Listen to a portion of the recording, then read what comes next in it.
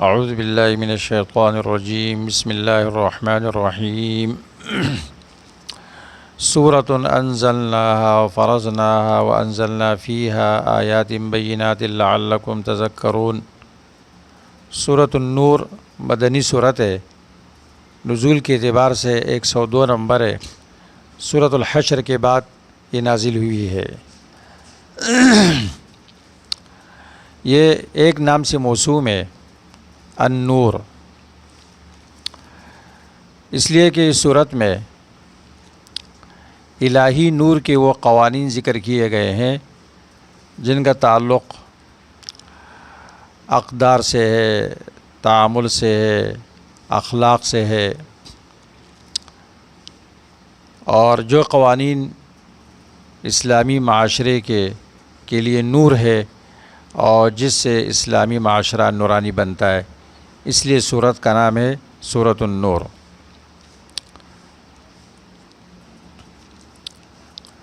سورت کا پہلی سورت کے ساتھ ربط کئی وجوہات پر ہے۔ پہلا ربط یہ ہے کہ سورۃ مومنون میں یہ ارشاد تھا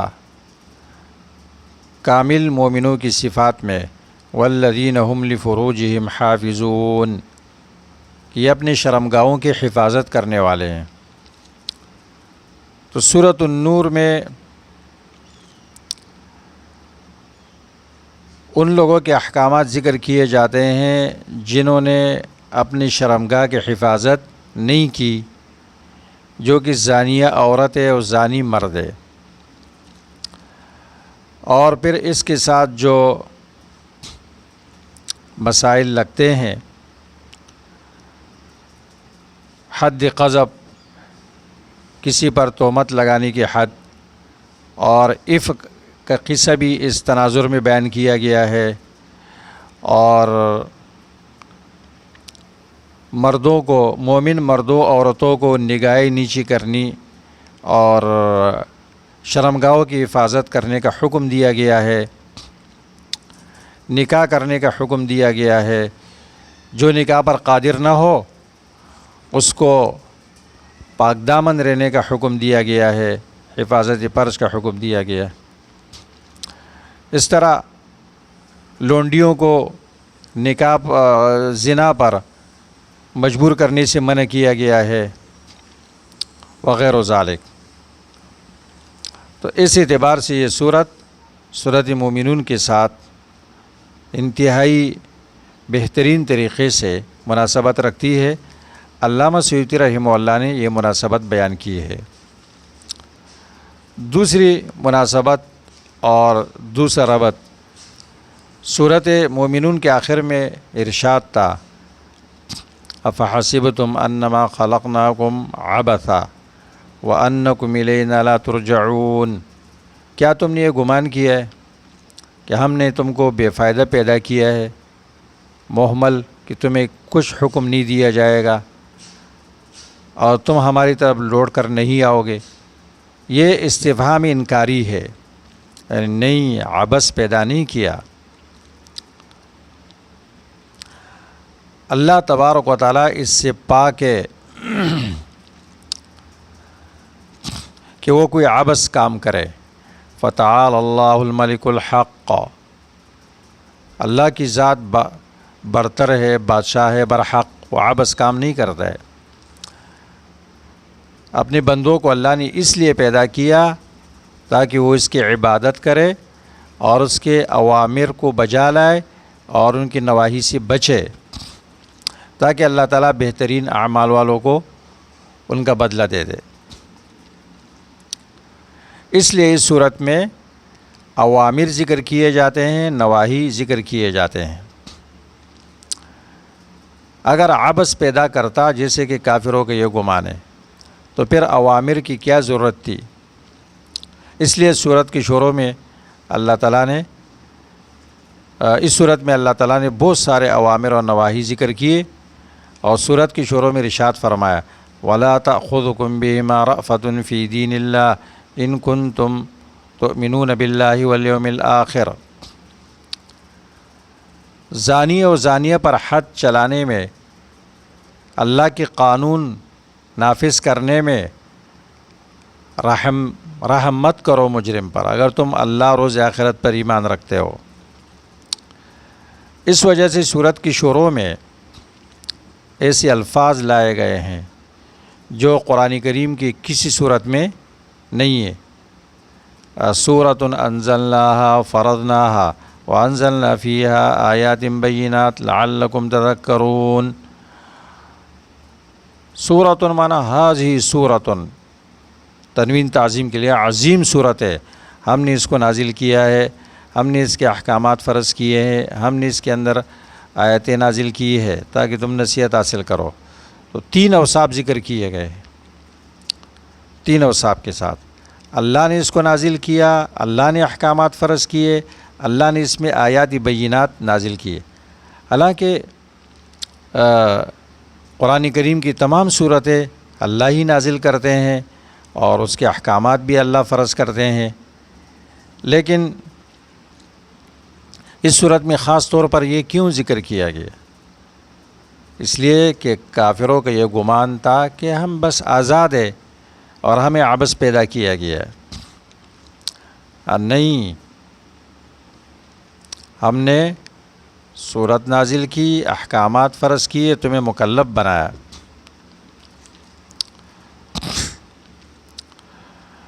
اور اس میں تنبیہ ہے، اس تعبیر میں،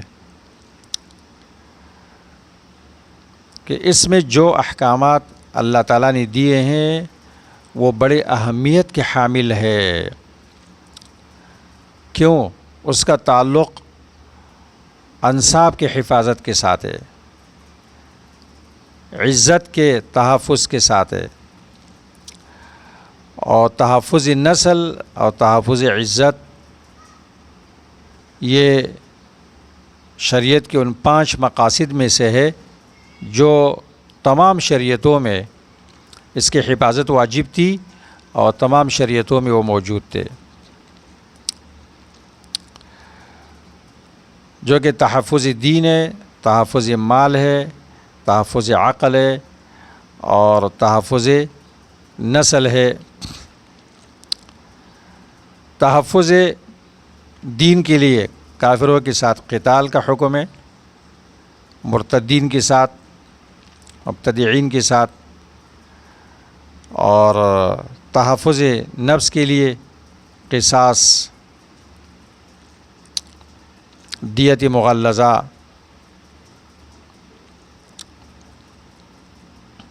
اور تحفظ مال کے لیے، تحفظ نفس کے لیے دیت، تحفظ مال کے لیے چور کا ہاتھ کاٹنا، اور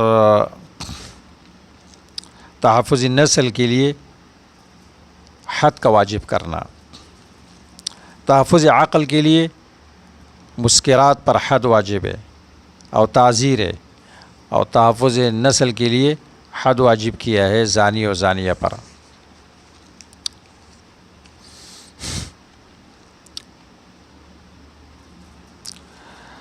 تو یہ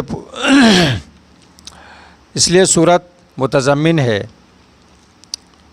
صورت میں جو احکامات دیے گئے وہ یہ ہے کہ زنا کا حد واجب ہے، حد قذف واجب ہے، عورت کا تحفظ واجب ہے، عورت زینت ظاہر نہیں کرے گی مگر چند افراد جس کا بھی ذکر ہوگا، مرد بھی نگاہ پس رکھے گا، عورت بھی نگاہ پس رکھے گی، حرام و ناجائز سے۔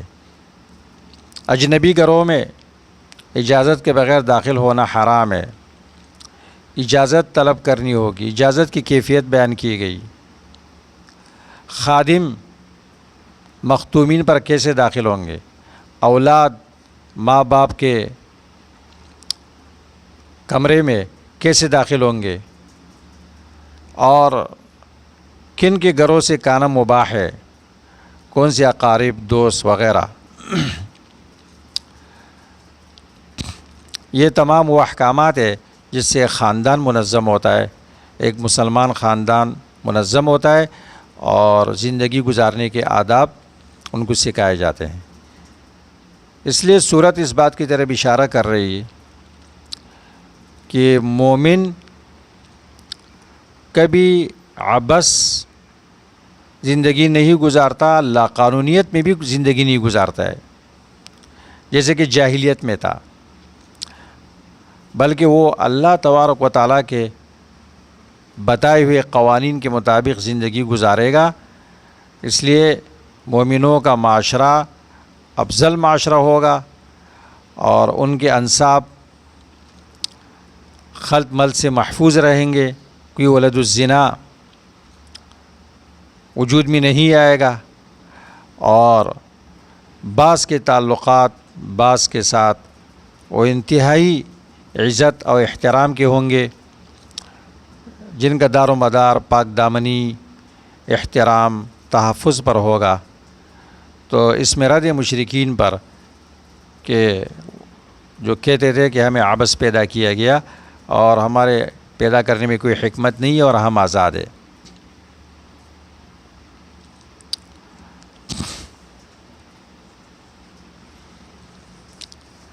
اس طرح صورت پہلی صورت کے ساتھ اس طرح بھی ربط رکھتی ہے کہ صورت مومنون میں اوصاف مومنین اوصاف مشرکین کے درمیان تقابل تھا، تو اس صورت میں اوصاف المومنین اور اوصاف منافقین کے درمیان تقابل ہے۔ اسی طرح پہلی صورت میں توحید ثابت کی گئی تھی، اس صورت میں موحد سے طعن کا ازالہ اور اس کے طریقے ذکر کیے جاتے ہیں کہ وہ منافقین سے بچ رہے، کیونکہ منافقین کیا کرتے ہیں؟ داعی حق پر تہمتیں لگاتے ہیں تاکہ جو دین یہ بیان کر رہے ہیں وہ متہم ہو جائے، جیسے کہ اس دور کے منافقین علماء پر تہمتیں لگاتے ہیں، منافقین کا کردار ادا کرتے ہیں تاکہ جو دین و علماء بیان کرتے ہیں وہ غیر مؤثر ہو جائے۔ تو اس سے بچنے کا طریقہ اس طرح سورۃ المومنون میں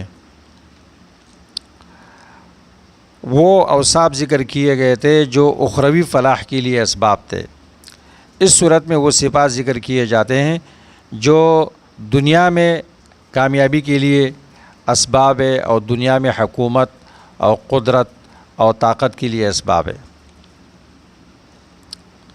سورت کا بنیادی مضمون، مومنوں خیال رکھو منافقین تمہارے مقتدا پر تہمتیں لگائیں گے تو ان سے متاثر نہیں ہونا۔ اس لیے سورت کا پہلا بنیادی مضمون کیا ہے؟ بے حیائی کا دروازہ بند کرنا اور تہمتوں کا دروازہ بند کرنا، اور اس کے اسباب سے منع کیا گیا ہے۔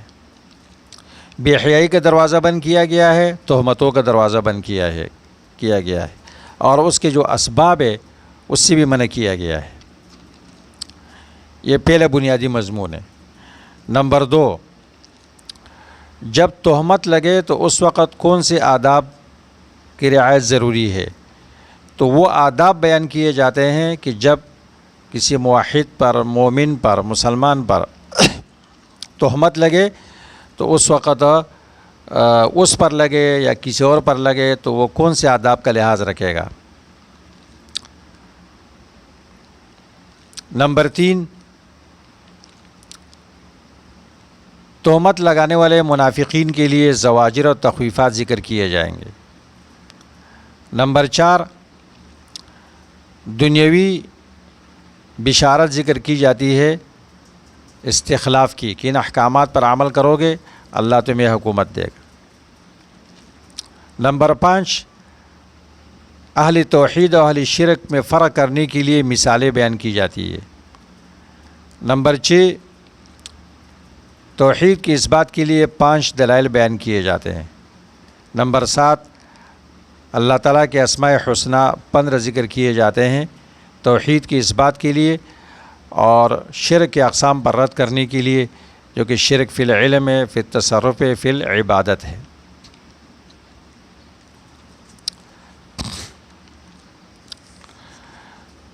سورت کا خلاصہ، سورت کی تقسیم کی گئی ہے 5 ابواب کی طرف، 5 حصوں کی طرف۔ پہلے حصہ 10 نمبر آیت تک ہے، اس میں ترغیب ہے کہ اللہ تعالیٰ کے ان احکامات کو مانو، اس کا ماخذ آیت نمبر 1 ہے۔ پھر بے حیائی کا دروازہ بند کرنے کے لیے 4 احکامات بیان کیے جاتے ہیں۔ نمبر 1 حد زنا، الزانیۃ والزانی فاجلدوا کل واحد منہما 100 جلدہ، حد نافذ کرو اور اس میں رحم مت کا ان کے اوپر۔ نمبر 2 اہل زنا سے نفرت اور ان سے قطع تعلق، آیت نمبر 3۔ تیسرا حکم حد قذف، جو تہمت لگائے ثابت نہ کر سکے، آیت نمبر 4-5۔ چوتھا حکم لعان کا حد زوجین کے درمیان، زوج اور زوجہ کے درمیان، آیت نمبر 6، 7، 8، 9۔ دوسرا حصہ 27 نمبر آیت تک، اس میں ان منافقین کے لیے زواجر ہے جو اہل ایمان پر تہمتیں لگاتے ہیں، آیت نمبر 11، 13، 15۔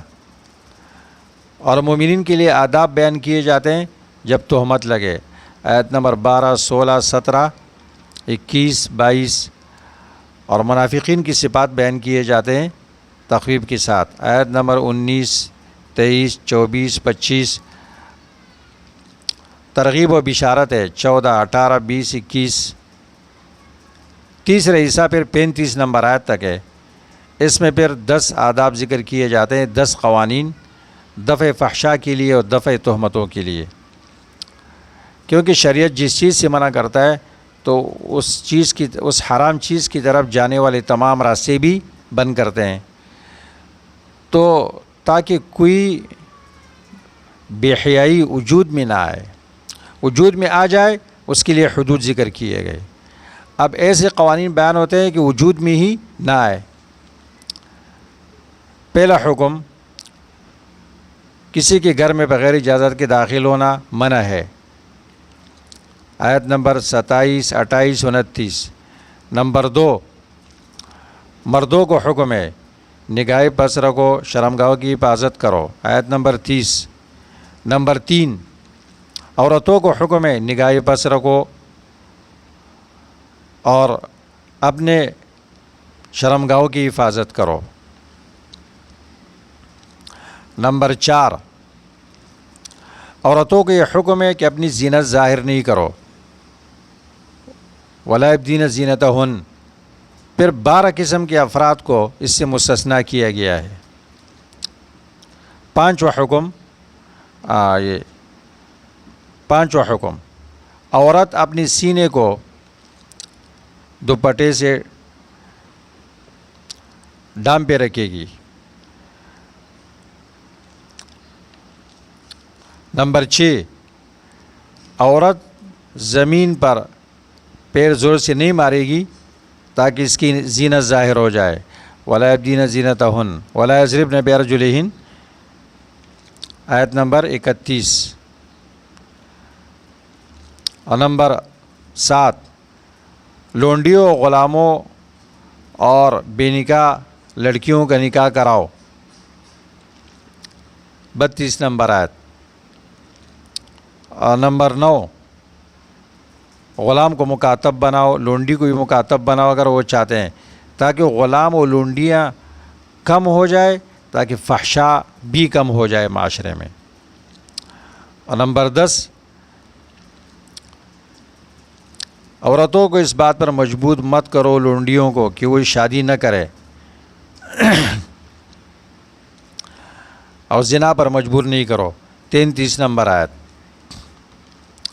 پھر چوتھا حصہ آیت نمبر 47 تک ہے، اس میں پھر دعوی توحید ہے اور مومن داعی کی مثال، موحد داعی کی مثال ہے کہ معاشرے میں اس سے نور پھیلتا ہے، ایسا نور جس کو بجھانا ممکن نہیں ہے، آیت نمبر 35، 36۔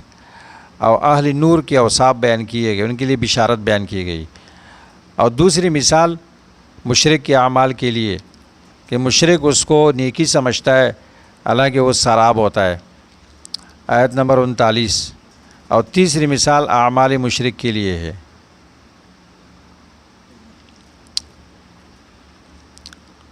پھر عقلی دلائل ہے 5، 41 نمبر سے لے کے 45 نمبر تک۔ پھر 5واں حصہ صورت کا آخر تک ہے، اس میں مومنوں اور منافقین کی صفات کے درمیان تقابل ہے، ایمان والوں کے لیے بشارت ہے، منافقین کے لیے زواجر ہے، اور منافقین کے اوصاف آیت نمبر 47، 48، 49، 50، 53 میں، اور مومنین کے اوصاف آیت نمبر 51، 52، اور ترغیب اطاعت اللہ اور رسول کی طرف 54 میں، بشارت دنیاوی ہے۔ پھر 3 آداب ہے ایمان والوں کے لیے، دفع حرج کے لیے، تاکہ مسلمانوں کی گھریلو زندگی تنگ نہ ہو جائے۔ تو اس میں پہلا مسئلہ یہ ہے کہ قریب البلوغ مراہق بچے وہ اپنے گھر میں بھی جاتے ہوئے کچھ اوقات میں اجازت طلب کریں گے، آیت نمبر 58 میں، بلوغ سے پہلے بھی اور بلوغ کے بعد بھی۔ بلوغ سے پہلے 58، بلوغ کے بعد 59 نمبر آیت میں۔ نمبر 2، جو بوڑھی عورتیں ہیں وہ اپنے زائد کپڑے رکھ سکتی ہے دفع حرج کے لیے گھر کے اندر، آیت نمبر 60۔ تیسرا ادب اس کا تعلق طعام کے ساتھ ہے، اور آیت نمبر 61 میں اس کا بیان ہے، تاکہ حرج نہ ہو، کیونکہ ہمارے دین کی امتیازی صفت کیا ہے؟ ما جعل علیکم فی الدین من حرج۔ پھر ان اہل ایمان کی صفات کا بیان ہے جو نبی صلی اللہ علیہ وسلم کے ادب کی رعایت رکھتے ہیں، 62 نمبر آیت، اور نبی صلی اللہ علیہ وسلم کے ترک ادب و گستاخی پر زجر و تخویف بیان کی گئی منافقین کے لیے، 63 نمبر آیت۔ یہ صورت کا خلاصہ ہو گیا۔ اب صورت کی امتیازات اور صورت کے خصائص۔ پہلی خصوصیت اس صورت کی یہ ہے کہ اس میں بے حیائی کے ذرائع اور اس کے تمام دروازے ایک ایک کر کے بند کر دیے گئے ہیں۔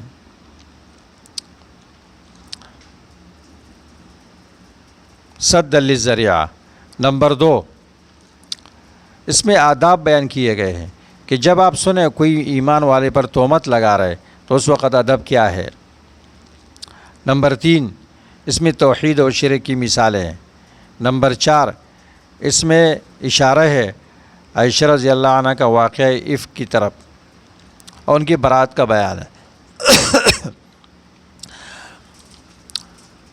10 آیتیں 11 نمبر سے لے کر 10 آیتوں میں عائشہ رضی اللہ کی برات بیان کی گئی ہے۔ نمبر 5، اس میں اہل ایمان اور اہل نفاق کی صفات کے درمیان فرق بیان کیا گیا ہے۔